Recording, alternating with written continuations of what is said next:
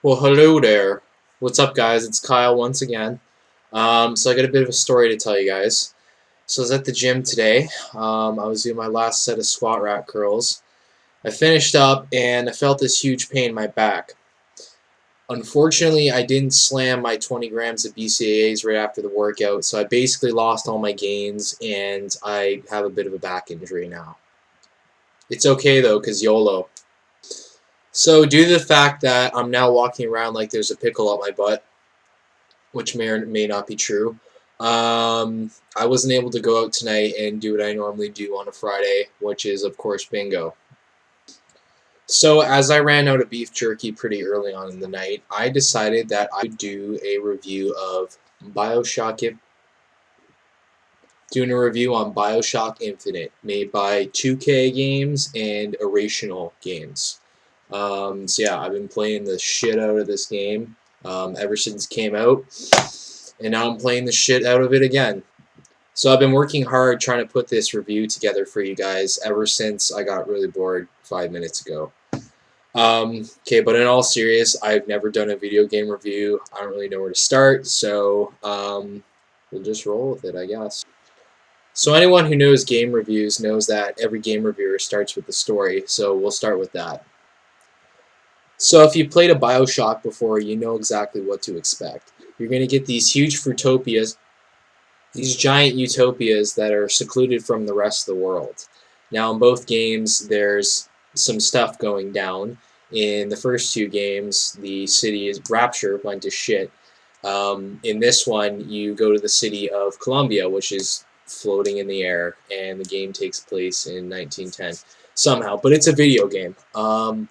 You are tasked, your name is Booker DeWitt, and you are tasked with finding this girl, Elizabeth, and bringing her back unharmed.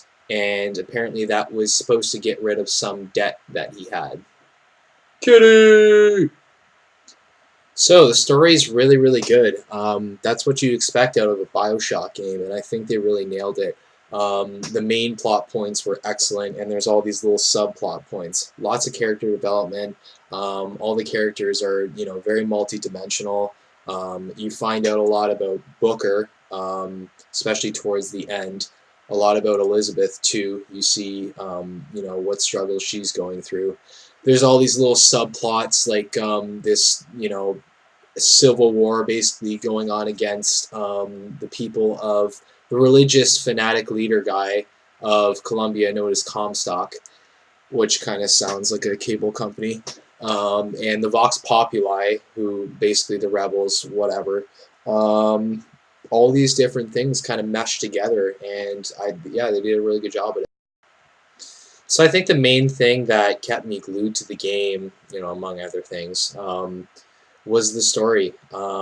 This game came out on Tuesday, which was coincidentally my birthday. I'm assuming that they just knew how big of a fan I was, so they decided to release it then. I beat it within the first 24 hours or whatever. I have a bit of a tendency to do that. So now I'm doing my second playthrough right now. So yeah, the story was, basically the main thing that kept me playing to the end pretty much without break.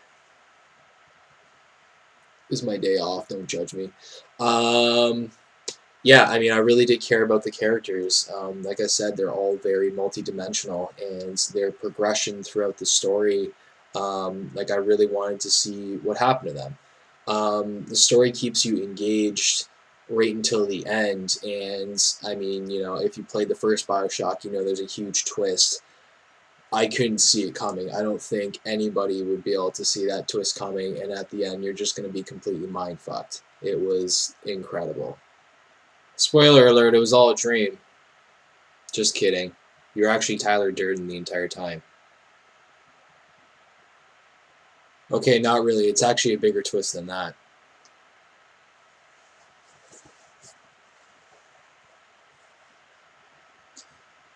Now, another thing that's awesome about the story, and I think this adds a lot of replay value, is there's all these subtle little details and stuff that they put in throughout the story, and your first playthrough, you don't really get a lot of these things. You're kind of wondering, when am I going to find out what this is all about, or you just don't even think about them. It just goes right over your head. Now that I'm playing my second playthrough, all these little subtle details are, they have all this meaning and things that I didn't pick up on the first playthrough, and it's like it's a completely different story. So that was awesome. Okay, let's get into the atmosphere of the game really quick. Now I'll make a quick note on the graphics and how they kind of affect the atmosphere. Now the game has a very bright color palette. There's a lot of colors, and that's really good. It makes the game look beautiful, but that's not what I expect from a Bioshock game. I was, hoping that there would be some, more disturbing and creeping part. Some more just... Fuck it. Okay, yeah, they had some of those parts, but they just didn't really do it for me. A lot of the game is spent in, bright open environments and stuff. And I honestly can't think of a single game that is taking place in a bright open environment like that has been genuinely scary. And no, Resident Evil 5 was not scary. The first one of these games is, in my opinion, the actual Resident Evil 5, what it should have been. The enemy types weren't very scary either. I mean, I want you to have some sort of creepy or deformed face so I can be scared of you and not feel bad when I blow your fucking head off. Yeah, it's probably my only really major gripe with the game. But with that said, the atmosphere was still great and it kept me glued to the end. I mean, it must have been because I didn't go out on my birthday and I played Bioshock Infinite all night instead. It had nothing to do with the fact that nobody invited me to do anything. Okay, clearly I didn't plan this out too well, so I'm going to have to try to cut it short. So what I'm going to do is I'm basically just going to cover the gameplay as quick as I can. Okay, so pretty much you like run around with a gun, you're like shooting dudes' heads off and shit, and then you like drink a Red Bull or something, and it gives you like magic powers coming out of your other hand. So you got your weapon in one hand, you got some crazy magic bullshit in the other hand, which is totally awesome because that's never been done in any game ever in the history of gaming. Okay, that's all I got to say about the game. So, my score would be 9.5 yeah motherfuckers out of 10. Alright, cheers guys.